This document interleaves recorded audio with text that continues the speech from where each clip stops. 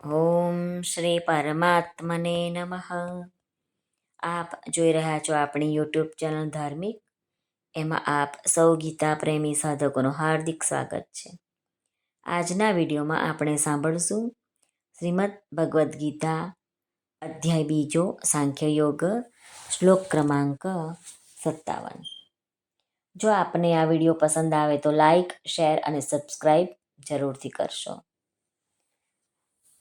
અત્યાર સુધી શ્લોક ક્રમાંક 54માં અર્જુને પ્રશ્ન પૂછ્યો છે કે સ્થિત પ્રજ્ઞાના લક્ષણો શું છે, તે કેવી રીતે બેસે, કેવી રીતે બોલે, કેવી રીતે ચાલે, એનું આચરણ કેવું હોય.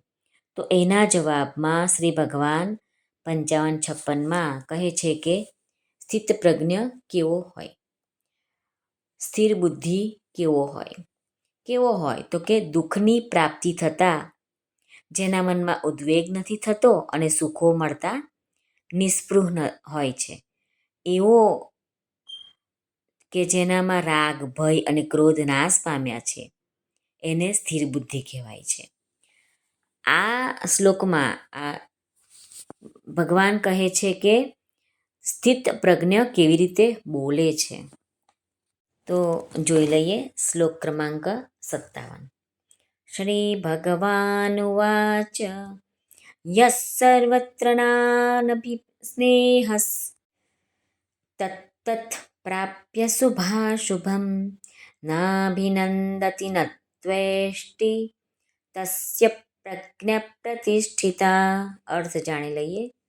શ્રી ભગવાન કહે છે, જે પુરુષ સર્વત્ર સ્નેહરહિત થયેલો તે શુભ કે અશુભ વસ્તુ પામીને નથી પ્રસન્ન થતો કે નથી દ્વેષ કરતો, તેની બુદ્ધિ સ્થિર છે.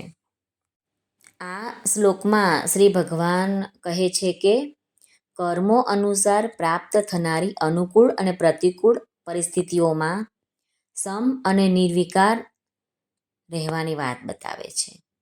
યસ સર્વત્રાનભિસ્નેહસ એટલે કે જે સઘળી જગ્યાએ સ્નેહરહિત છે, અર્થાત જેની પોતાના કહેવાતા શરીર, ઇન્દ્રિયો, મન, બુદ્ધિ તેમજ સ્ત્રી, પુત્ર, ઘર, ધન વગેરે કોઈમાં પણ આસક્તિ કે અવગણના નથી રહ્યા, તે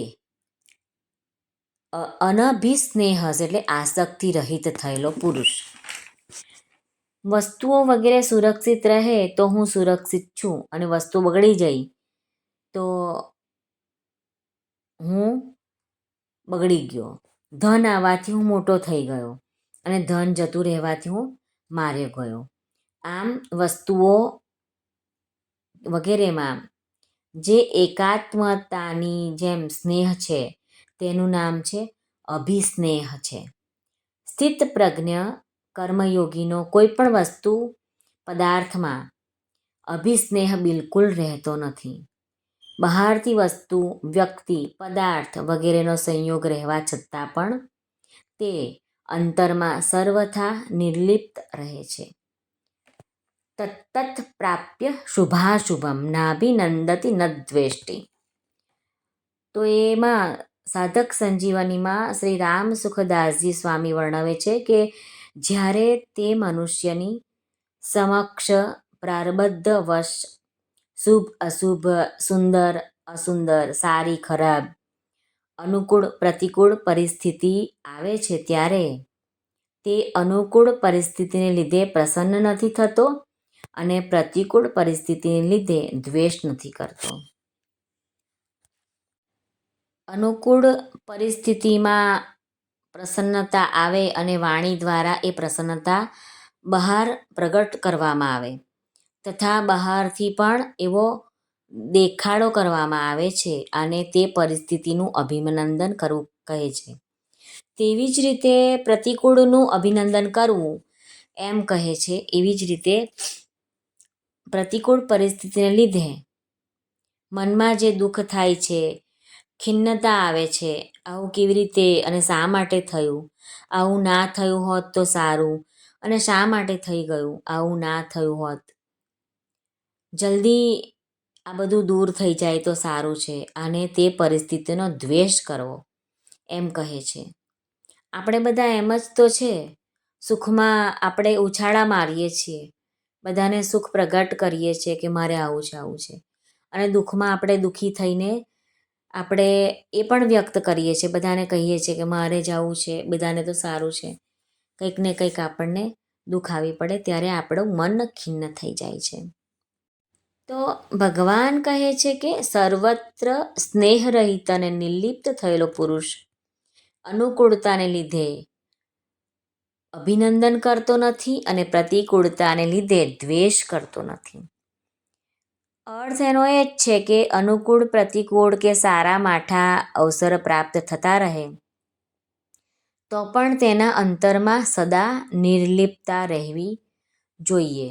તો એને કહેવાય છે, એ પુરુષને કહેવાય છે સ્થિર બુદ્ધિ, સ્થિત પ્રજ્ઞ. અહીં શ્રી ભગવાનનું તત એ બે શબ્દ કહેવાનું અર્થ એ જ છે કે અનુકૂળ અને પ્રતિકૂળ વસ્તુ, વ્યક્તિ, ઘટના, પરિસ્થિતિ વગેરેમાં વિકાર થવાની સંભાવના રહે છે, અને સાધારણ લોકોમાં વિકાર થતો હોય છે.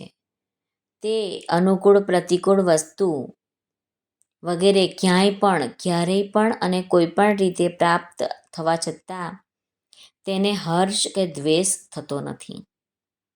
હવે છેલ્લું જે ચરણ છે, તસ્ય પ્રજ્ઞા પ્રતિષ્ઠિતા.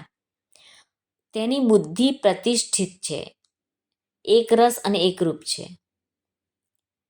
સાધન અવસ્થામાં તેની જે વ્યવસાયાત્મિકા બુદ્ધિ હતી તે હવે પરમાત્મામાં અટલ બની ગઈ છે. તેની બુદ્ધિમાં આ વિવેક પૂર્ણ રૂપે જાગૃત થઈ ગયો છે કે સંસારમાં સારા અને નરસા સાથે વાસ્તવમાં મારો કોઈ સંબંધ નથી, કારણ કે આ સારા અને નરસા અવસરો તો બદલાવા વાળા છે, પરંતુ મારું સ્વરૂપ બદલાવા વાળું નથી.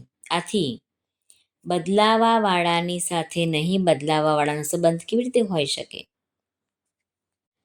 શરીર વગેરે સાથે તાદાત્મય થવાને કારણે બુદ્ધિમાં ફરક પડે છે. જ્યારે તાદાત્મય દૂર થઈ જાય છે ત્યારે બુદ્ધિમાં જે ફરક પડતો હતો તે દૂર થાય છે અને બુદ્ધિ પ્રતિષ્ઠિત થઈ જાય છે. પરમાત્માને પોતાની બુદ્ધિની અંતર્ગત મનુષ્ય લાવી શકતો નથી, કારણ કે બુદ્ધિ એક સીમિત છે અને પરમાત્મા અસીમ, અનંત, અપાર છે.